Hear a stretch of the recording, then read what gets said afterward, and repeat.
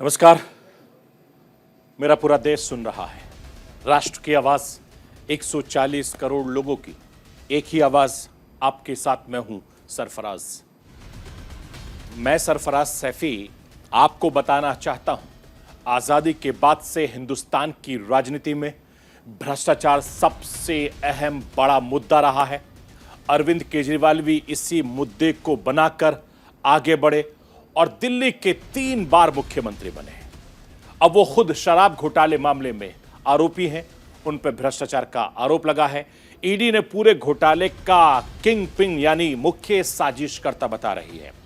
केजरीवाल पर आरोप है कि दिल्ली सरकार ने साल 2020-21 में जो नई शराब नीति लागू की थी उसकी जानकारी उन्हें थी और केजरीवाल को यह भी पता था कि इस नीति के जरिए शराब कारोबारियों को फायदा होगा। ये सारे आरोप केजरीवाल पर जांच एजेंसी लगा रही है, जिसके बाद से केजरीवाल के पुराने साथी ये बता रहे हैं ये तो होना ही था, क्योंकि भ्रष्टाचार के खिलाफ लड़ाई लड़ने वाला आज खुद भ्रष्टाचार के आरोप में फंसा है। लेकिन सवाल ये कैसे, ये आज आपको राष्ट्र की आवाज के जरिए बताने, दिखाने, समझाने की कोशिश करूंगा।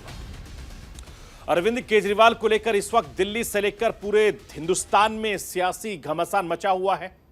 आरोप प्रत्यारोप का दौर चल रहा है। चुनावी मौसम में तमाम सियासी दल के बड़े नेता लगातार अरविंद केजरीवाल पर अपना रिएक्शन दे रहे हैं। लेकिन बड़ा सवाल यह है कि दिल्ली की नई शराब नीति आखिर क्या थी, जिसकी जद में आम आदमी पार्टी के तमाम बड़े नेता आ गए। नए आबकारी नीति में किस तरह के भ्रष्टाचार के आरोप हैं, शराब घोटाला में अब तक किन किन लोगों को गिरफ्तार किया गया है, शराब घोटाले में अब तक क्या हुआ है, ये सब आज आपको राष्ट्र की आवाज के जरिए बताने, दिखाने, समझाने की कोशिश करूंगा। दिल्ली शराब नीति मामले में अरविंद केजरीवाल की गिरफ्तारी ऐसे वक्त में हुई है जब हिंदुस्तान में लोकसभा चुनाव का बिगुल बज चुका है। ऐसे में आम आदमी पार्टी नहीं बल्कि विपक्ष के लिए भी एक बड़ा झटका है, जिसे लेकर सियासत तेज हो गई है। भारतीय जनता पार्टी केजरीवाल पर जांच एजेंसी के शिकंजे को सही बता रही है तो सारा विपक्ष इसे राजनीतिक साजिश करार दे रहा है। और इस पूरे मामले को लेकर इंडिया गठबंधन के नेता चुनाव आयोग का दरवाजा खटखटा चुके हैं। सवाल उठता है कि अरविंद केजरीवाल पर शिकंजे का विपक्षी दलों के इंडिया गठबंधन पर किस तरीके का असर पड़ेगा। इसे लेकर इंडिया गठबंधन की रणनीति क्या है, यह भी आपको राष्ट्र की आवाज के जरिए बताने, दिखाने, समझाने की कोशिश करूंगा। मैं अपने हिंदुस्तान के कोने कोने की आवाज को दिल्ली तक पहुंचाता हूं। दिल्ली की आवाज को देश दुनिया के कोने कोने तक पहुंचाता हूं। नेताओं की आवाज को मैं आम लोगों तक पहुंचाता हूं। आम लोगों की आवाज को मैं अपने देश के हुक्मरानों तक पहुंचाता हूं। आपकी आवाज से मिलती है मेरी आवाज और बन जाती है राष्ट्र की आवाज।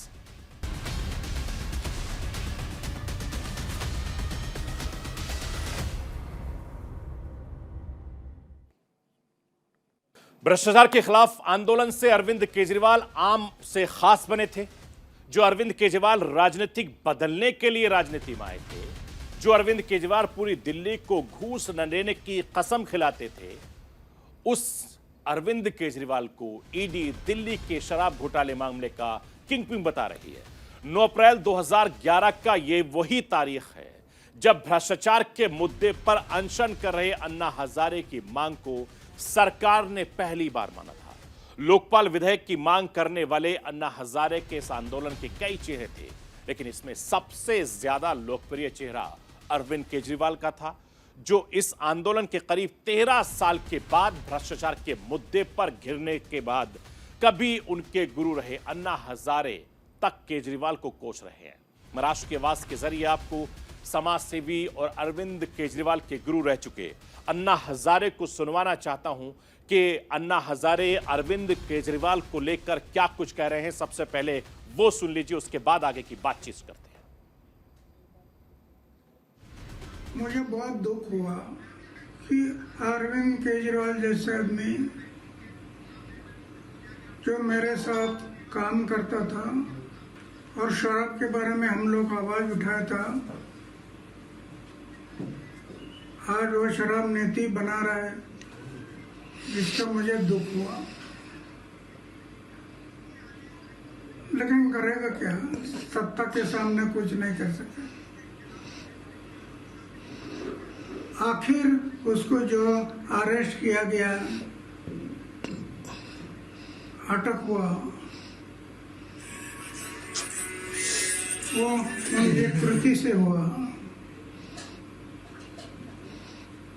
हम ये बातें नहीं करते तो अटक होने का कोई संभव नहीं था। तो जो अटक हुआ है अभी कानून के तौर पर जो होगा वो होगा, वो सरकार देखेगी, वो सोचेगी। मैं आपको ये बताना चाहता हूं कि ये वही अन्ना हजारे हैं जिन्होंने लोकपाल के लिए कई बार अनशन किया, जिनके समर्थन में हिंदुस्तान में आंदोलन हुए।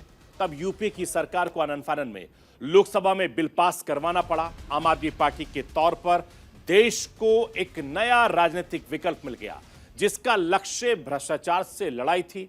सुनिए, पहली बार जब दिल्ली के मुख्यमंत्री बने थे तो केजरीवाल ने क्या कुछ कहा था, वो भी आपको सुनवाना चाहता हूं। 49 दिन की सरकार बनी। 49 दिन की सरकार में आज हमारे कट्टर विरोधी भी मानते हैं कि दिल्ली से रिश्वतखोरी तो खत्म हो गई थी।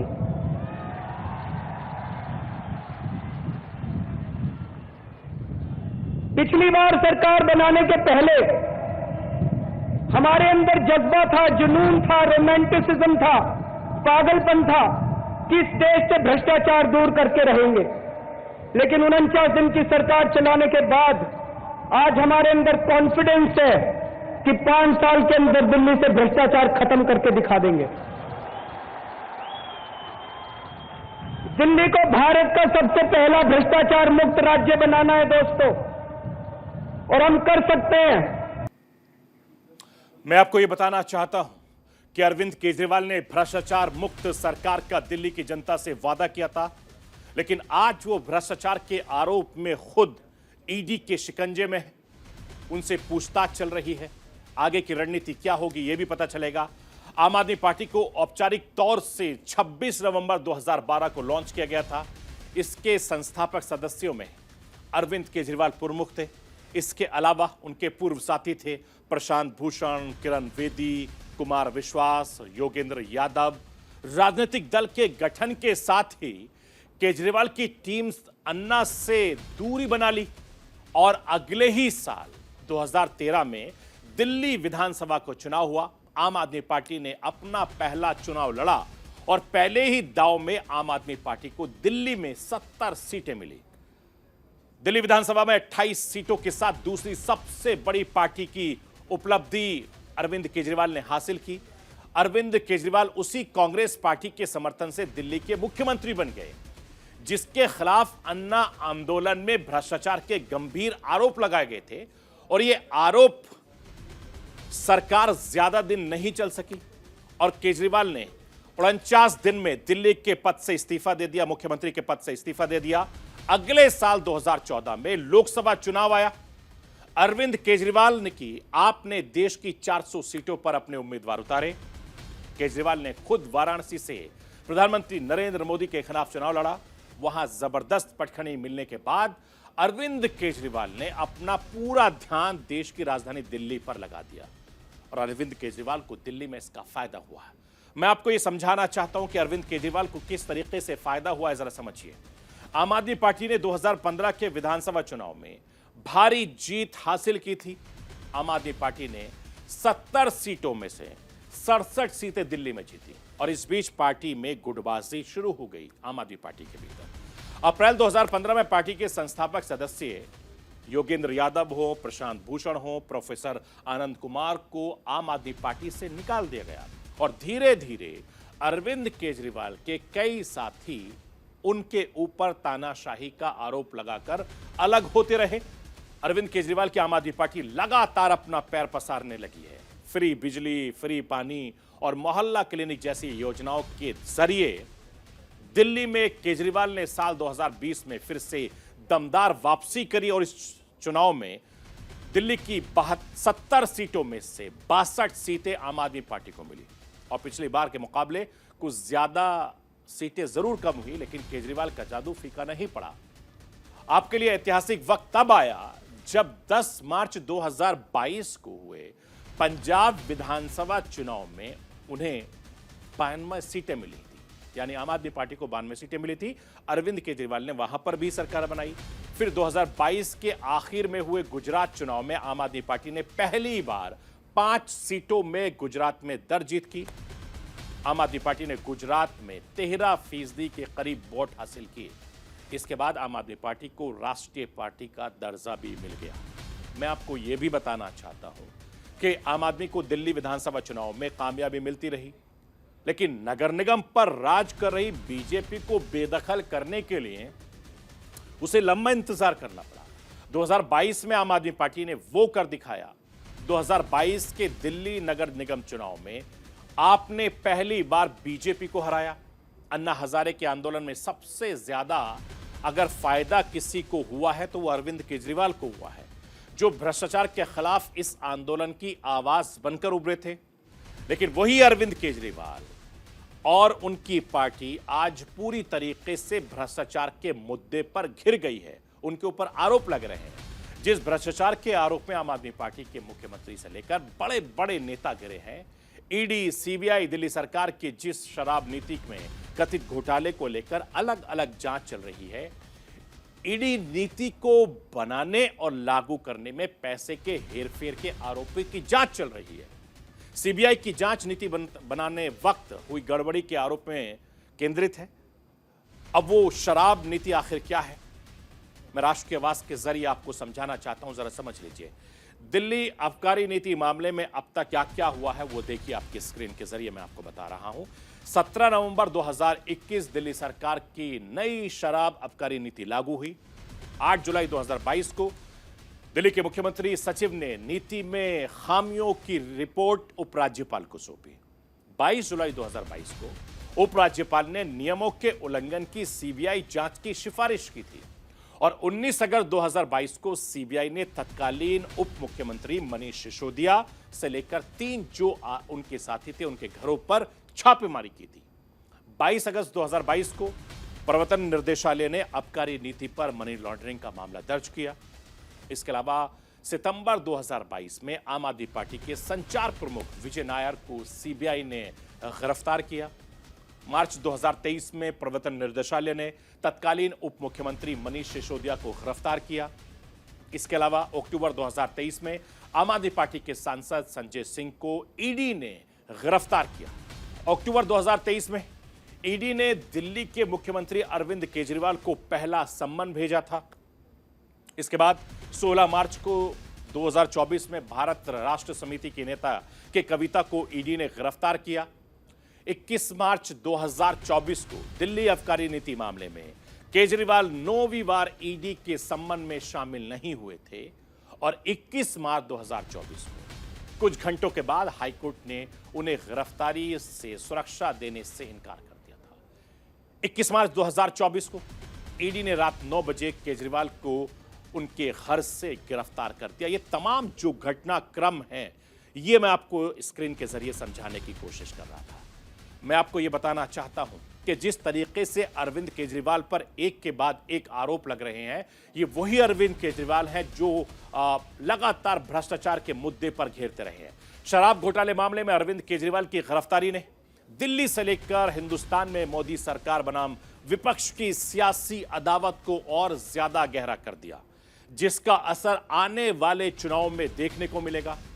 अरविंद केजरीवाल की गिरफ्तारी का इंडिया गठबंधन के नेता विरोध कर रहे हैं। अभी तक किसी ने आम आदमी पार्टी के साथ मिलकर सड़कों पर विरोध करने का ऐलान नहीं किया। अब आम आदमी पार्टी को लेकर सबसे बड़ा सवाल यह है कि अरविंद केजरीवाल की गिरफ्तारी के बाद आम आदमी पार्टी का क्या होगा।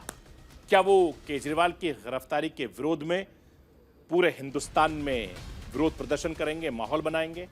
अरविंद केजरीवाल की गिरफ्तारी के बाद अब आम आदमी पार्टी की आगे की क्या रणनीति है? अरविंद केजरीवाल की गिरफ्तारी से भारतीय जनता पार्टी को फायदा होगा या नुकसान होगा? चुनाव के ऐलान के बाद जिस तरीके से अरविंद केजरीवाल गिरफ्तार हुए, बहुत से लोगों को चौंका दिया है। बहुत सारे लोगों के जहन में सवाल है और अब सवाल इन चुनाव पर भी असर डालेगा। अरविंद केजरीवाल दिल्ली के मुख्यमंत्री नहीं बल्कि पार्टी के सर्वे सर्वा हैं, आम आदमी पार्टी के सर्वे सर्वा हैं। इसलिए अरविंद केजरीवाल के बिना आम आदमी पार्टी कमजोर हो जाएगी। ये एक सवाल है लोगों के जहन में। बीजेपी का कैसे मुकाबला करेगी, ये एक भी सवाल लोगों के जहन में घूम रहा है। अरविंद केजरीवाल की गिरफ्तारी से पहले केजरीवाल लगातार इस बात का जोर दे रहे थे कि शराब घोटाले से जुड़े उन पर सभी आरोप राजनीति से प्रेरित है, उनका कानून से कोई लेना देना नहीं है। मैं दिल्ली के मुख्यमंत्री अरविंद केजरीवाल को सुनवाना चाहता हूं, सुनिए कि अरविंद केजरीवाल इन मुद्दों को लेकर क्या कुछ कहते रहे। अध्यक्ष महोदय, 2014-15 में 2 घटनाएं घटी उस फाइनेंशियल ईयर में। 2014 के मई में केंद्र के अंदर एक पार्टी की सरकार बनी जिसको लोगों ने केंद्र में भारी बहुमत दिया, अभूतपूर्व बहुमत दिया। और 2015 की फरवरी के अंदर दिल्ली में एक पार्टी की सरकार बनी जिसे लोगों ने भारी बहुमत दिया, अभूतपूर्व बहुमत दिया। और वहां से 2 किस्म की राजनीति ने जन्म लिया, एक केंद्र के अंदर जो सरकार बनी थी और दिल्ली के अंदर जो सरकार बनी थी। आज 10 साल हो गए दोनों सरकारों को बने हुए। एक केंद्र की सरकार है जिसने 10 साल में कोई काम नहीं किया, और अब वो केवल कैसे वोट लेना चाहते हैं? कांग्रेस के नेताओं को गिरफ्तार कर लो, कांग्रेस का अकाउंट फ्रीज कर दो, आम आदमी पार्टी के नेताओं को गिरफ्तार कर लो, ईडी को सबके पीछे लगा दो, सारी ऑपोजिशन को कुचल डालो, सारे नेताओं को जेल में डाल दो। इस तरह से ये वोट लेना चाहते हैं। और दूसरी राजनीति दिल्ली की राजनीति थी जिसके अंदर हमने स्कूल बनवाए, अस्पताल बनवाए, लोगों का इलाज किया, लोगों के बच्चों को पढ़ाया, पानी का इंतजाम किया, बिजली का। हमने 2 करोड़ लोगों का दिल जीता, इसलिए हम वोट मांग रहे हैं। मैं आपको ये बताना चाहता हूं कि राजनीति के जो जानकार हैं वो ये कहते हैं कि अरविंद केजरीवाल पर ईडी की कार्रवाई को अगर आम आदमी पार्टी सियासी कार्रवाई बनाने में कामयाब हो गई तो ये मामला बीजेपी के लिए उड़ता पड़ सकता है। अरविंद केजरीवाल की गिरफ्तारी का आम आदमी पार्टी देश भर में विरोध कर रही है। शहर शहर आम आदमी पार्टी के नेता विरोध कर रहे हैं। केजरीवाल की गिरफ्तारी को लेकर मुद्दा बनाना और बीजेपी को घेरने में लगातार आम आदमी पार्टी जुटी है। केजरीवाल की गिरफ्तारी को सहानुभूति में तब्दीली करने की कोशिश में आम आदमी पार्टी जुट गई है। केजरीवाल की पत्नी सुनीता केजरीवाल ने खुद मोर्चा संभाल रखा है और लगातार केजरीवाल के संदेश को जनता तक पहुंचा रही हैं। मैं आपको अरविंद केजरीवाल की पत्नी सुनीता केजरीवाल को सुनवाना चाहता हूं, जो अरविंद केजरीवाल का संदेश लाकर आम आदमी पार्टी के नेता, कार्यकर्ता और जनता को दे रही हैं। सुन लीजिए सुनीता केजरीवाल क्या कुछ कहती हैं। भाई, आपका बेटा लोहे का बना है, बहुत मजबूत है। आम आदमी पार्टी के सभी कार्यकर्ताओं से भी मेरी अपील है कि मेरे अंदर जाने से समाज सेवा और लोक सेवा का काम रुकना नहीं चाहिए। और हाँ, इस वजह से बीजेपी वालों से भी नफरत नहीं करनी, वे सब हमारे भाई बहन हैं। मैं आपको यह बताना चाहता हूं कि आम आदमी पार्टी के नेता यह बता रहे हैं कि केजरीवाल की गिरफ्तारी इसलिए की गई है ताकि दिल्ली में मुफ्त शिक्षा, मुफ्त बिजली, मुफ्त पानी, मुफ्त तीर्थ यात्रा और मोहल्ला क्लिनिक बंद हो जाएं। इस तरीके से आम आदमी पार्टी के नेता सहानुभूति बटोर रहे हैं। हालांकि मौजूदा हालात सियासी लिहाज से कितना समर्थन जुटा पाएगी ये कहना बहुत मुश्किल है। आम आदमी पार्टी के कई प्रमुख नेता पहले से ही जेल में हैं और अब आम आदमी पार्टी के प्रमुख और दिल्ली के मुख्यमंत्री अरविंद केजरीवाल भी जांच एजेंसियों के शिकंजे में हैं। ऐसे में आम आदमी पार्टी के साथ साथ इंडिया गठबंधन की रणनीतियों पर क्या असर पड़ना स्वाभाविक है, ये आने वाले वक्त में तस्वीर साफ होगी। मैं आपको यह भी बताना चाहता हूं कि अरविंद केजरीवाल इंडिया गठबंधन के वो नेता हैं जो बीजेपी को सीधे सीधे चुनौती देने वाले नेता माने जाते हैं। दिल्ली के 3 विधानसभा चुनाव में, चाहे एमसीडी हो, चंडीगढ़ मेयर का चुनाव हो, चुनाव में बीजेपी को केजरीवाल मात दे चुके हैं। मोदी लहर में बीजेपी एक तरफ जहां कांग्रेस और विपक्ष के दूसरे दलों के किलों को फतह करने में कामयाब रही, लेकिन देश की राजधानी दिल्ली में केजरीवाल को नहीं हरा सकी बीजेपी। क्योंकि केजरीवाल आम आदमी पार्टी के चाणक्य कहे जाते हैं। वो बीजेपी को मात देने की कला बाखूबी जानते हैं और बीजेपी और मोदी सरकार को केजरीवाल मजबूती से तर्कों के साथ घेरते हैं। चाहे चुनावी रैलियां हो या फिर मीडिया हो, दिल्ली ही नहीं बल्कि देश की जनता को सियासी नब्ज को समझने वाले नेताओं में केजरीवाल को गिना जाता है और यही वजह है कि केजरीवाल की जो लोकप्रियता है उनका अपना एक वोट बैंक है। ऐसे में केजरीवाल की गिरफ्तारी आम आदमी पार्टी की ही नहीं बल्कि इंडिया गठबंधन के मिशन 2024 के लिए एक बड़ा झटका माना गया, क्योंकि इंडिया ब्लॉक में शामिल झारखंड के मुख्यमंत्री रहे हेमंत सोरेन पहले ही जेल में हैं। सोरेन भी गठबंधन के बड़े चेहरे हैं और झारखंड में बीजेपी को मात देकर सरकार बनाई थी। इंडिया गठबंधन के दो चेहरे जिनको मैं बता रहा हूं, ये दोनों चेहरे वो चेहरे थे जिन्होंने बीजेपी को हरा दिया था। अब ऐसे में बड़ा सवाल यह है कि आने वाले वक्त में जो सियासत किस तरफ जाएगी, इस पर सबकी नजरें टिकी हुई हैं। चूंकि केजरीवाल ने सड़क से लेकर जिस तरीके से दिल्ली के विधानसभा चुनाव जीते, वो आने वाले वक्त में क्या उनकी रणनीति होगी, ये इस पर सब नजरें गड़ाए हुए हैं और चुनाव में किसको फायदा होगा क्या नुकसान होगा, ये आने वाला वक्त बताएगा। तो ये थी राष्ट्र की आवाज। बाकी खबरों के लिए आप बने रहिए न्यूज़ इंडिया के साथ।